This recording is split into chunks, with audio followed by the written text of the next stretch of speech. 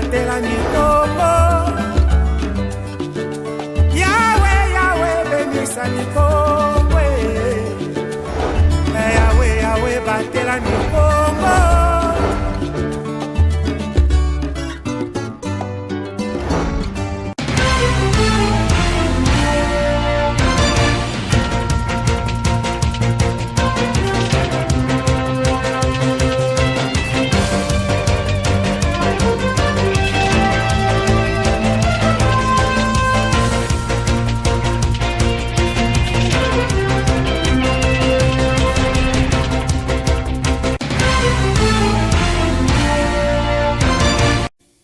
Merci de nous avoir choisis pour vous informer, mesdames et messieurs.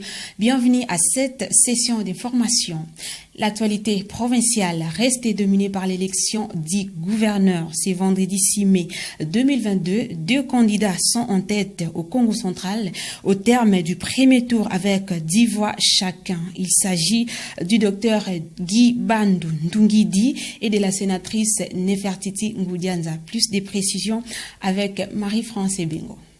Tout a commencé par le discours de Madame le secrétaire exécutif provincial de la Commission électorale nationale indépendante, Bernadette Kitondo, à l'intention des journalistes, témoins et observateurs sur les déroulements des élections. Après les mots des numéro 1 de la CENI Congo central, les bureaux composés de 5 membres, à savoir le deuxième assesseur, premier assesseur, secrétaire, assesseur suppléant et le président, a donné les go de vote aux grands électeurs. L'opération des votes a débuté à 10h20 et s'est clôturée à 11h15. Sur les 22 candidats gouverneurs en course, dans une assemblée provinciale qui compte 41 députés, 2 candidats gouverneurs ont obtenu 10 voix chacun. Il s'agit des docteurs Guy Bandou Ndungidi et de la sénatrice Nefertiti Ngoudianza Bayokissa. Ils sont en tête au terme du premier tour.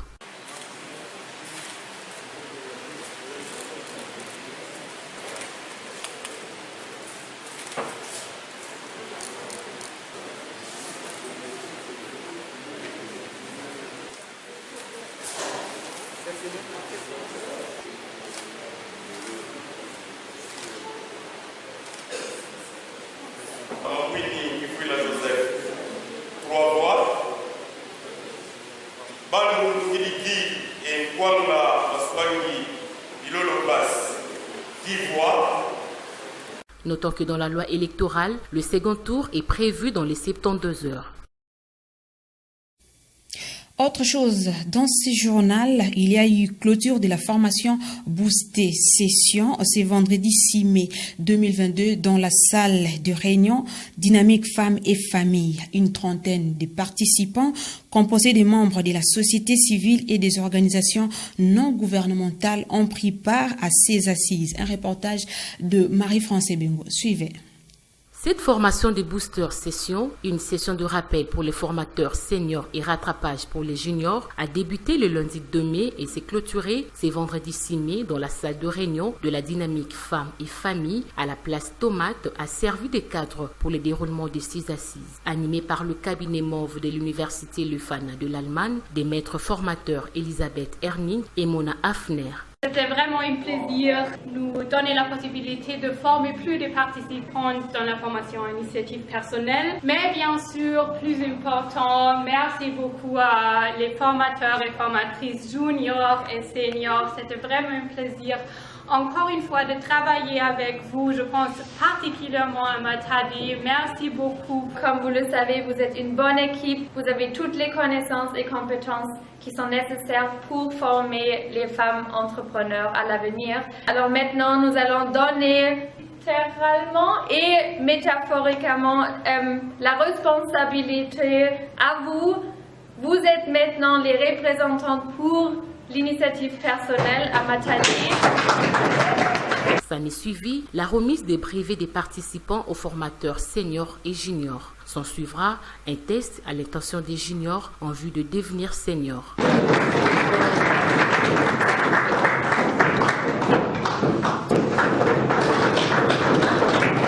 Il s'est dénoté que ces formateurs vont former 1505 femmes sélectionnées l'année dernière avant de bénéficier du soutien du projet d'appui au développement des micro, petites et moyennes entreprises, d'une subvention en nature et les téléphones portables. En rapport avec cette clôture des assises boostées session, quelques participants ont livré leurs impressions quant au déroulement de la dite activité. Suivez-les dans ces propos. Nous avons eu à retenir que cette session a consisté plus à recycler au fait les formateurs juniors de la session passée. Il faut retenir qu'au mois de novembre, il y a une session organisée pour 30 candidats qui ont été retenus pour recevoir cette formation. À l'issue de cette formation, il y a eu une sélection qui a été faite. Il y a eu des formateurs qui étaient retenus pour la catégorie senior et d'autres étaient retenus pour la catégorie junior. Voilà pourquoi, alors que nous approchons à la période de renforcement des capacités des femmes entrepreneurs, parce qu'en fait, cette formation, nous la recevons pour aller former les femmes entrepreneurs qui ont été retenues, sélectionnées dans la ville de Matadi. Elles sont au nombre de 1505 femmes entrepreneurs qui vont recevoir la subvention venant du PADEM PME. Et pour cela, il faut les capaciter en fait. Et cette capacitation a nécessité la formation à l'initiative personnelle. Cette formation qui repose sur 3 piliers, à savoir l'autodémarrage, s'orienter vers le futur et surmonter les obstacles.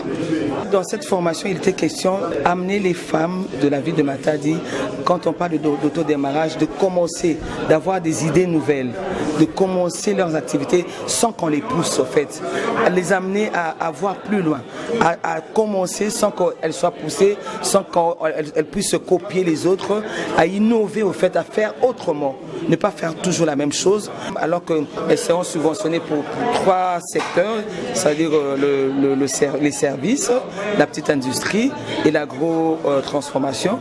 Dans ce qu'elles font, nous voulons qu'on sente cette innovation en fait. Et orienter vers le futur, nous voulons que ces femmes-là prennent en compte ce qui peut arriver dans le futur. Nous sommes des formateurs, non seulement des formateurs, mais des formateurs seniors. Pour la formation FIP, formation à l'initiative personnelle. Nous sommes sélectionnés pour la province du Congo central par le PADEM PME et nous allons former les mamans qui vont recevoir la subvention de PADEM PME. Le but de cette formation qui a été appelée formation de booster, c'est pour récupérer ceux qui ont été qualifiés comme juniors afin qu'ils puissent accéder au titre des seniors. Et maintenant, nous sommes tous des seniors, nous sommes tous capacités ou recapacités pour faire le travail en bonne et due forme. Dans l'actualité nationale, vers la levée de l'état de siège en Ituri et au Nord Kivu, le chef de l'État, Félix-Antoine Tshisekedi Tshilombo, a annoncé la convocation d'une réunion extraordinaire de sécurité ou d'une table ronde pour réfléchir sur les nouvelles pistes de solutions afin de pacifier la partie nord-est de la République démocratique du Congo plus de 20 ans après. Roger Missamou.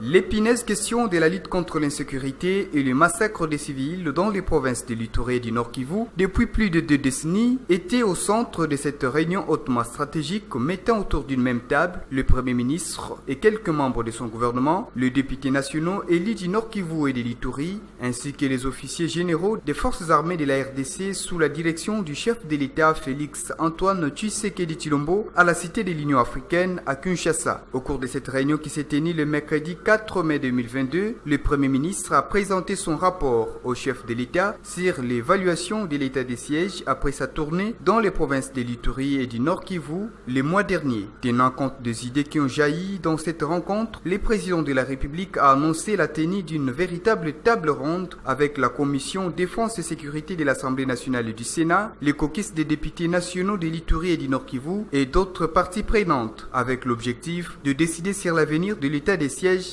décrété depuis près d'une année, mais aussi pour trouver d'autres pistes de solutions afin de pacifier cette partie nord-est du pays en proie aux groupes armés rebelles. Autre chose dans l'actualité nationale, conformément à l'article 34 du statut de l'Union nationale de la presse congolaise UNPC, le journaliste Pierrot Louara, animateur d'une chronique politique, a été radié de la corporation des journalistes. Cette annonce a été faite par la commission des disciplines et d'éthique professionnelle de l'UNPC le jeudi 5 mai 2022. La vidéo virale de ces chevaliers de la plume qui défraye la chronique est à la base de cette décision. Les précisions avec Pacifique Mwanda. Suivez. Après lancement du mandat d'amener contre le journaliste Pierrot Louara, animateur d'une chronique politique, les sanctions continuent à pleuvoir en défaveur de ces professionnels de médias. La commission des disciplines et d'éthique professionnelle de l'Union nationale de la presse du Congo, INPC, a annoncé le jeudi 5 mai de l'année en cours les retraits de la carte professionnelle des journalistes à ces chevaliers de la plume, conformément à l'article 34 de son statut. Parmi les greffes retenus à sa charge, on note le manquement grave et violation intentionnelle du code d'éthique et déontologie du journaliste congolais. Le directeur général de la chaîne CPL-TV, une chaîne YouTube, ne fait plus partie de la corporation des journalistes. Monsieur Pierrot Louara, journaliste porteur de la carte de presse, numéro Kinshasa 2492, et directeur général de la chaîne CPL-TV, œuvrant à Kinshasa, capitale de la République démocratique du Congo,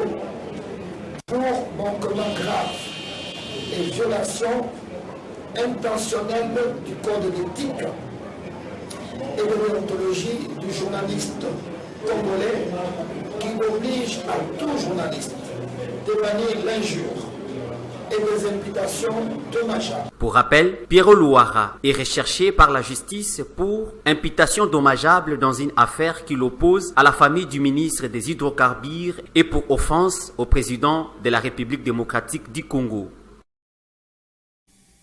Et dans l'actualité internationale, plus de 2 mois après l'invasion russe en Ukraine, la solidarité se poursuit. Une conférence des donateurs s'organise à Varsovie, en Pologne, avec plus de 6 milliards d'euros de promesses de dons avec l'initiative de l'Union européenne et de la Pologne. TV5 Monde.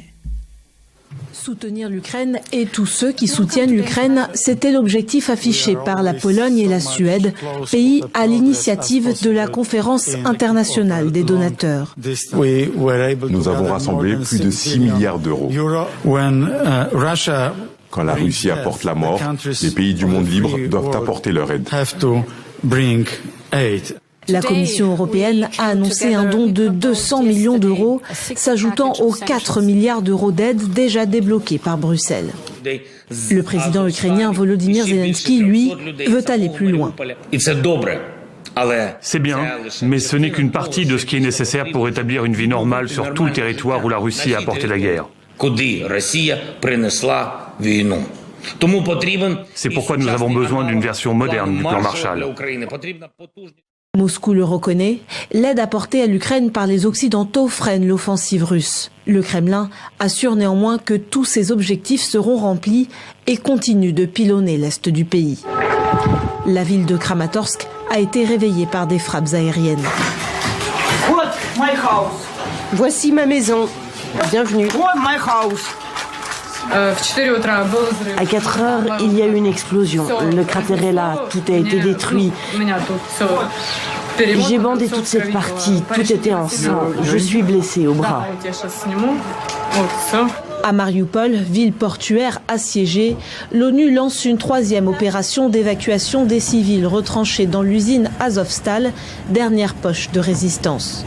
Le président russe Vladimir Poutine assure faire en sorte que ces civils soient évacués de manière sûre. Mais selon Kiev, l'armée russe ne respecte pas le cessez-le-feu. Mesdames et messieurs, c'est par cette note internationale que nous tirons les rideaux de cette édition d'information sur Ma Bannière Télévision. Merci de l'avoir suivi. Au revoir. À la prochaine.